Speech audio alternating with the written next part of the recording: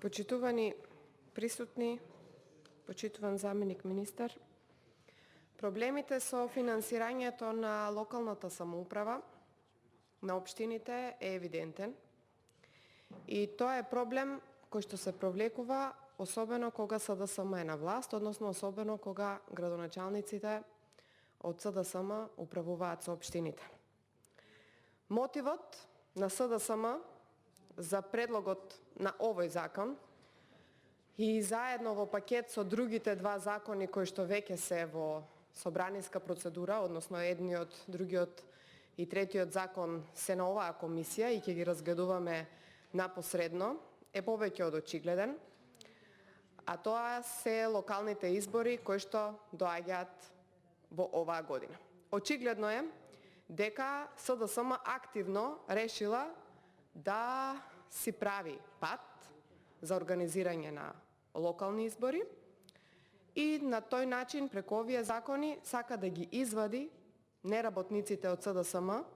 кои што се начело на општините во изминатите години. Јас бев советник во Советот на општина Струмица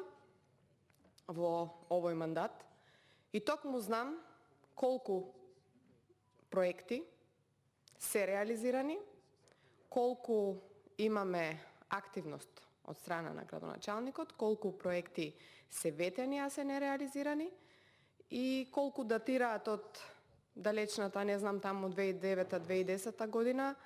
а колку датираат од последните локални избори. Оно што морам да го искоментирам во врска со овој закон е дека нема да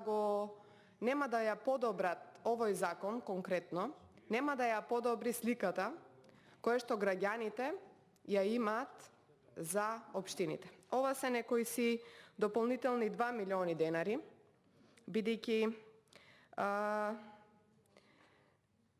ова адхок решение,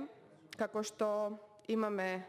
отплата на 50% од долговите, како и сега со ова законско решение владата предлага 4,5% од наплатениот просек на ДДВ од изминатите 3 години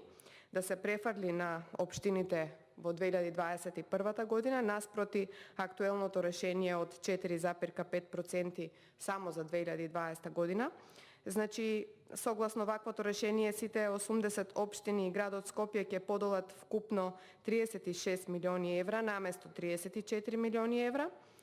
но овие 2 милиони евра, значи дополнителни, кои што сега сакате со овој закон да ги доделите, морам да искоментирам дека нема да помогне толку колку што вие очекувате дека ќе помогне на општините, бидејќи со овие 2 милиони евра граѓаните на ниту една општина во Македонија нема да добијат подобри услуги, нема да добијат повеќе реализирани проекти и евентуално ќе може некое дополнително привремено вработување да реализираат, што нема да ефектуира кон подобри резултати, кои што очигледно на вас ви се мотив при поднесувањето на ваквите закони. Меѓутоа, за целата македонска јавност,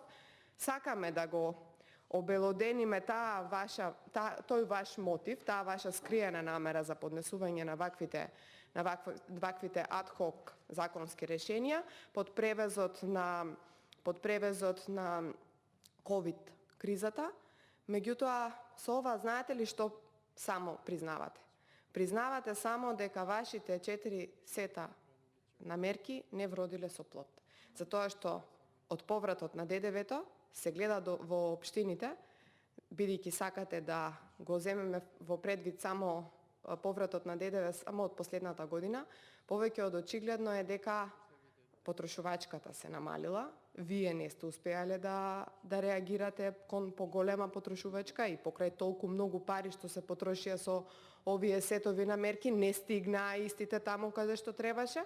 И токму ова е признание, ваше признание преку ваква ситница, ваше признание дека не сте успеале. И да, ќе ви кажеме дека не сте успеале да помогнете на граѓаните, ниту пак со овие законски решенија кои што брзате да ги донесете однапред, планирајќи кога во се друго доцниме,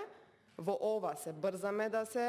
се донесе, за да можете да организирате повторно локални избори преку на вас познати механизми, а тоа се механизми на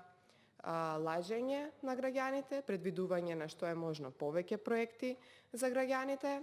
да конечно да ги размрдате градоначалниците и во оваа последна година што им останува да им алармирате дека мораат нешто да завршат затоа што доаѓаат локални избори, меѓутоа морам да потенцирам дека ова е погрешна политика која што ја водите. Исто така, еве за информирање на граѓаните, во собраниска процедура е уште еден закон кој што ќе се отпишуваат камати и ќе се репрограмираат долгови на јавните претпријатија. Ова исто така докажува дека во последните 3 години воопшто не се подобрила сликата за работата на градоначалниците, затоа што еве јавните претпријатија очигледно работат и со загуби, истите се поднесени на извршители поради ненадмирени своји обврски и дека ова е едно катастрофално решение, односно начин на кој што вие сакате да пробуткате одредена политика со задни скриени намери. Почитувани, на овој начин нема да реализирате проекти. Еве како во општина Струмица од далечната 2009 година, замислете се, ветува едно фамозно турско мало, кое што е се уште и во проектите кои што беа предлагани од страна на моменталниот премиер Зоран Заев. Истото до денес, освен една физибилити студија, нема направено ништо друго, заради тоа што нема пари. Понатаму имаме населба Софилар, која што се ветува години и години, живеат таму многу граѓани, се ветува, меѓутоа тешко се реализира, заради тоа што приходите на општината се многу намалени, немаме продажба на земјиште, немаме кадар со кој што ќе се организира и ќе се реализира тоа. Имаме исто така други бројни проекти за кои што евидентно е дека се излажени граѓаните како на општина Струмица, верувам дека и во другите општини во Република Македонија се случувало низ изминатите години. Само ќе потенцирам дека преку овој закон и како и за другите 3 закони кои што се во собраниска процедура, нема да успеете уште еднаш да излажете, односно веќе сте прочитани и граѓаните повеќе не ви веруваат. Ви благодарам.